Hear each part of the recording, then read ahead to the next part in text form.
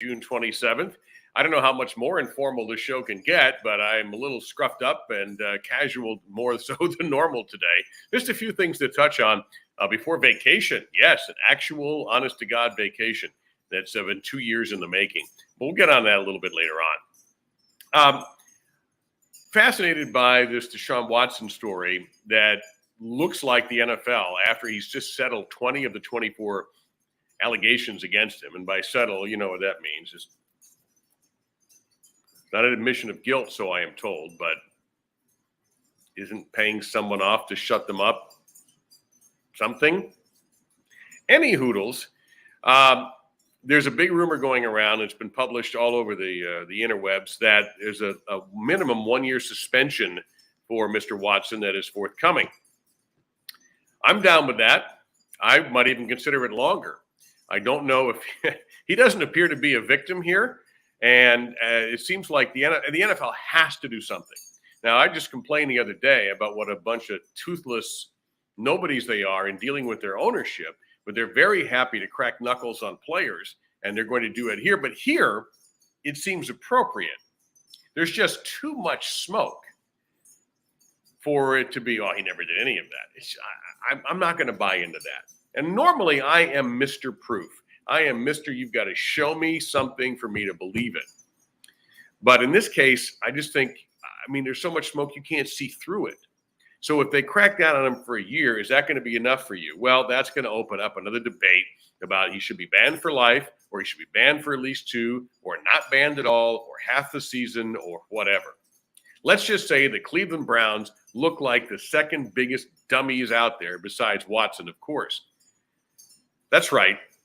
The Browns, who I would assume did all of the due diligence that you possibly can do about this situation, as did many other NFL teams, including the Miami Dolphins, who were very prominently a part of the Deshaun Watson rumors last season. I'm sure Tua Tagovailoa really enjoyed that. But I think the Dolphins made a wise move. And then the other NFL team that kind of went, I think we'll go to another part of the store and shop around. It was a wise decision. The Browns now have Baker Mayfield is still with the team. Well, he has no relationship with the team and probably not even with the fans of Cleveland. Can you imagine if your quarterback, if you're a Browns fan, and I know they're out there, there's plenty of them, or if a fan of any team and your quarterback had just been kneecapped by everybody in the organization and he may have to come back and play for you? I don't see how you do that. And if you're the Browns and you're trying to actively trade him, what are you going to get for him? Hey, listen, I know we've said he's terrible and nobody likes him and he's not really our quarterback, but you want him? Well, can we have a quarterback in return that we can play this year? What, we can't? Oh, darn. Listen, not even Kevin Costner and Jennifer Garner can come up with a deal like that, okay? Nobody's going to be that stupid, I don't think. That's maybe somebody will be that stupid. I just can't. The scenario is, if it weren't sad, it would be funny. Obviously, the Watson thing is to be taken extremely seriously. But the Baker Mayfield thing, while it's obviously serious to the Browns and to Mayfield, but from an outsider's perspective, to me, it's some of the dumbest management of a football team I've ever seen. You kill the guy who's been your starter, who you drafted number 1. You bring in a guy who's got a vapor trail of sexual allegations against him, hoping that somehow it's going to go away. You now realize that even if the next 4 cases settle and the NFL goes, we're good, let him play, this is never going to go away for Deshaun Watson for the rest of his career, if not life. Throw Michael Vick's name out there and see what people think. Now, Vick is a sportscaster with Fox. He may have well rehabilitated. He obviously has rehabilitated his image in the minds of several people, enough people to get him working in football again. But I don't know if Watson overcomes this. But, think of the people, including myself, who were utterly furious with Michael Vick. And I really haven't completely forgiven him yet. I don't think I ever can. As somebody who's affiliated with an animal shelter, plays in an annual golf tournament to raise funds for the Broward County Humane Society, and works on the board of that tournament, I can't get behind Mike Vick. I can't. I realize forgiveness is important. Thank you, Don Henley. Look it up if you don't know. But there's some things I find a little bit more unforgivable than other things. Deshaun Watson's situation is pretty bad. Pretty bad. And yeah, if I hear him ever playing football again, I'm going to wonder what the hell is going on. I probably favor at least a year ban. I mean, in the past, well, just who's the Atlanta player? Was it Ridley, Calvin Ridley? They got kicked for gambling. Now, the NFL in the 60s kicked Paul Hornung and Alex Harris to the curb for a year for gambling on football games. And then they got to come back. I can't even imagine what would have happened in the internet era. Well, we can. There's Calvin Ridley. He's out. His offense was relatively minor, but it was against the rules. And I favor some sort of punishment. If you're going to just crap all over rules, I'm sorry. You got to pay some kind of, I mean, that's why I've never been 1,000% Pete Rose, because the rules are right there, buddy. You don't gamble on the game. It's right there. It's written. So I am a bit of a stickler for that, except when I play golf, of course. And rules are out the window because some of them are ridiculous. Somebody please explain to me why grounding your club in a sand trap gives a 14 handicapper an edge. Thank you.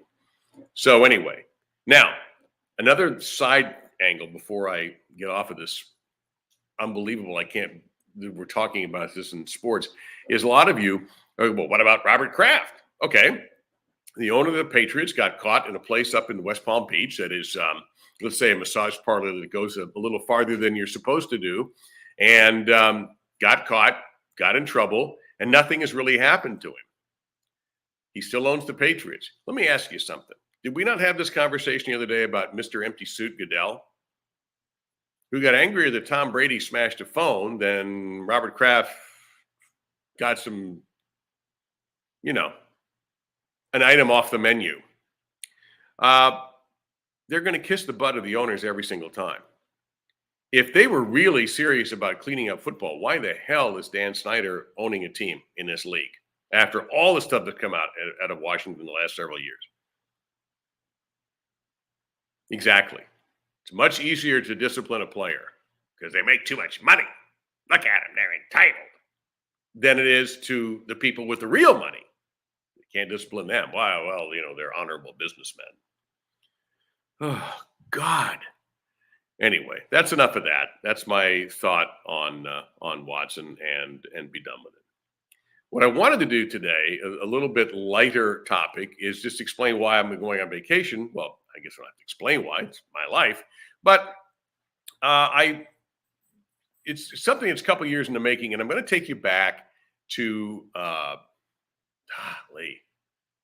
I haven't been a regular on Paul's show now in about 3 or 4 years when the program director kicked all of us out. All the people that were on all the time. And look, the show's doing great. They don't need me to succeed. But I remember years ago, Paul, and for years, Paul had been telling me, you got to find out your ancestry. I am adopted. I was adopted as an infant. And I never bothered to find out my ancestry. In my mind, I didn't have any pangs for the biological parents. The two people who adopted me have always been mom and dad to me. They are long gone. And it never haunted me. I didn't sit on the porch with a glass of lemonade at 9 years old crying about where my parents are. I know where they were. They were in the house. So adoption was not traumatic to me. I know it can be for some people. I found out at a young age. I'm pretty sure my dad and I were in a car going somewhere, maybe to Zayers or, something like that. And he said, hey, you should know that you're adopted. My dad was not a super talkative guy, unlike his son. And I said, okay, Dad, great. What do you think Mom's making for dinner? I'm pretty sure that's how it went. So that's why I've never made any kind of a push. But Paul kept after me and after me and after me. And in a good-natured way, by the way. And he said, we're going to do a thing on the air with Ancestry.com. Why don't you take the test and we'll announce it on the air? Okay, something for free? I'm in. So we did that. God, this is like 2017. So that's 5 years. Just remember. So now, blonde, tall, a freak about being on time, you would be thinking German, maybe Dutch, Swedish, Finnish, something in that capacity. Now, my biological parents' background was a mystery, naturally. And my parents' background, my dad has a French last name. You see the M in LaMont is capitalized. That's French. My mother's side was Polish. I vaguely remember my grandmother on her side speaking very little English and mostly Polish. They were from Michigan, which is a strong Polish contingent. Midwest in general has a strong Polish contingent, hence my love for the humble pierogi. So the tests come back, and Paul has the results. Of course, now he's eating this up, so everybody did it. Hey, here's the surprise. Paul was Italian. Hey. And I hate to say, I don't remember anybody else. So he gets to me and he says, well, what do you think? And I said, well, everybody in here says German. I'll say Swedish. He opens up the envelope and he says, Irish. And it was a very high percentage Irish. I think at the time it was close to 80. I'm like, what? Yeah. So this led me down a path of maybe trying to do a little more research. And I was working with the state of Virginia where I was born. Well, a woman there was extraordinarily helpful, gave me a lot of information, helped, and I had some documents that we dug up that were left behind, including the original check, a copy, maybe even been the check, of what it cost to purchase me, for lack of a better term, the adoption fee. There's all sorts of papers, there's interview stuff. It was fascinating what they went through to get me. So the Irish thing was a complete surprise. So I started getting into a little bit of Irish heritage and doing a little studying. And then I never really have. Now I'll cut to the chase on ancestry.com. I have not made any connection with anybody in that family except one man. And that was 5 years ago. I was in a hotel room and I called my biological uncle, who was a dentist in Florida. And that's all I'll say. Older man. And I remember my wife did a little sneaky research behind my back and found the guy. And I'm trying to remember, I know how, because of the last name that I would have had. We'll get to that in a minute. And found this guy, never didn't call him. I said, this is what he does. So I looked him up and I called him. And we had a very pleasant chat. Out of the phone call, I have never spoken to him again. Not because he doesn't want me to, but I kind of got the impression that nobody else in that biological family will ever hear about me. Any of the other children are not going to be told that they have a half brother running around. He made that very clear. Both my biological parents have been gone. In fact, in 2017 was when my biological mother passed. My biological dad, I was the product of an affair. My biological dad died young. Oh, great. Heart issue, I was told. Ironically, for a guy who's flown about 2 million miles in my life, my biological mom was a flight attendant at some period back when they were stewardesses for the departed Braniff Airlines. Now, I don't know whether she made a career out of that or not. But yeah, that's the end of the line there. And I thought about following up with him, but I haven't. Maybe I should see if he's still around, still in the state of Florida. But we never made any plans to meet. It wasn't like, hey, I know where you are. She want to go, have an omelet someday. Never got to that point. So, but I learned more. And the last thing he said to me, he says, one thing more. I said, what's that? He goes, you are definitely Irish. Now, in the time since that test came out 5 years ago, the percentage has shrunk down to the high 50s. However, the good news is the stuff that's come up is Scottish. So I feel like I'm covered in that part of Europe. So when this hit, and I have luckily been to Scotland, which is just, to me, and it was funny because I remember saying to my wife, I was on a golf trip celebrating a friend's birthday. It was an unbelievable trip. I said, I feel really at home here. I just did. So we'll see how I feel when I actually go to my true ancestral home. I will not be going down south where Cork is. That's apparently the area where my ancestors are from. It's a golf trip for me in part. So, and it's a long story, but I'll be in actually Belfast, which is not technically, well, it's the United Kingdom, and also in Dublin. So it's going to be like 8 or 9 days and some golf, and it's a vacation. So I won't be able to see the whole island. But I'm excited. This is going to be our 25th anniversary. Well, we're on our 27th. I don't think I have to explain to you what was going on 2 years ago as to why our 25th anniversary was the first time we'd gone out to dinner in 3 months or 2 months in Davie, as opposed to maybe in Dublin. But thanks primarily to my wife, in fact, almost entirely to my wife, we're taking this trip. So naturally, I'm very excited about it. I always hear good things, so I'm looking forward to it. But it'll be interesting to see if I have that same at-home feeling that I did in Scotland, because I have been fortunate over in my life to have traveled overseas a few times, although it's been about 12 years now, and I don't count a one night in Vancouver as overseas. And things have changed dramatically in a billion ways. Hopefully, the airlines will come through, as we all read. Here's something else about that. Now, I just read another story last night about another crap weekend for the airlines. Weather, staffing issues, air traffic control staffing issues, which might be the most serious problem of all, and just untold flight cancellations. What you never hear about is maybe 2 days later, airlines having a great day. That's bad. That's bad copy. It's like anything else. Negativity sells. It sells in sports. It sells in politics. It sells in entertainment. And it sells in business. And if as soon as the stock market takes a big smelly one, you hear about it in 3 seconds. If it's having a boom day, you don't hear about it. I don't know why that is. And I've been in this business for all my life, it seems like. But it does seem like the worse things are, the more people want to hear about it. Je ne comprends pas.